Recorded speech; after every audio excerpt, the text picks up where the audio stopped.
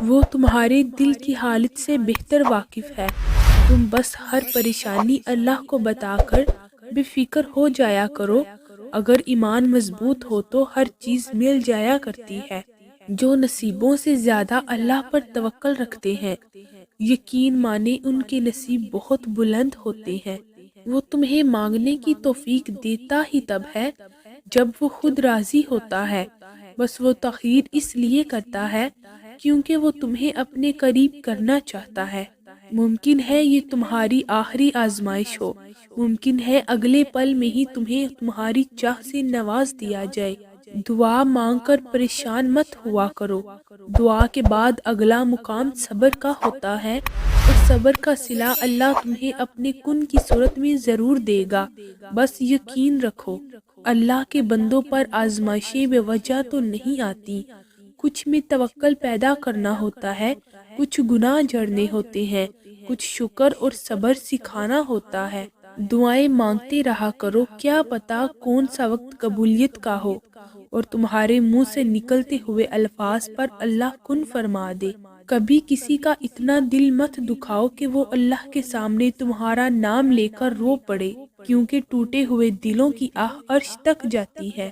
دعاؤں کا کوئی رنگ نہیں ہوتا، لیکن جب یہ رنگ لاتی ہے تو زندگی میں خوبصورت رنگ بھر جاتے ہیں۔ اپنے اعمال دیکھ کر نہیں، اس کی شان دیکھ کر مانگا کرو۔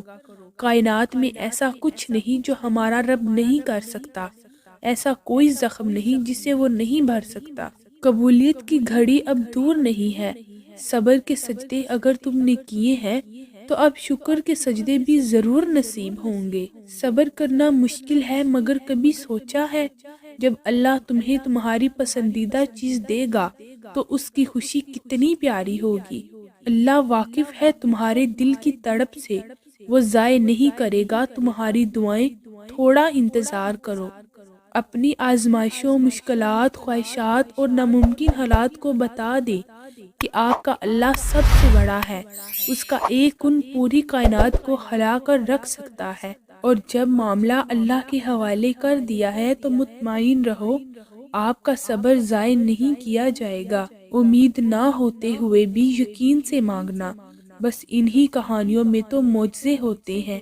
یہ آزمائش تمہارے صبر کا امتحان ہے، اور اس کا انعام وہ ہے جو تم دعاؤں میں مانگ رہے ہو۔ سب کچھ صرف آپ کی دعا کے فاصلے پر ہے، پھر آپ نے بس صبر کرنا ہے اور یقین رکھنا ہے۔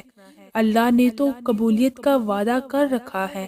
تمہارا بار بار تڑپ کر مانگنا اس بات کی علامت ہے کہ اللہ کو تمہارا مانگنا پسند آ گیا ہے، اور اب بہت جلد وہ تم سے راضی ہو کر کن بھی فرما دے گا۔ تم جان بھی نہیں سکتے کہ جن لمحات میں تم صبر کر رہے ہوتے ہو، اللہ کن کن ذریعوں سے تمہارے لیے مدد تیار کر رہا ہوتا ہے۔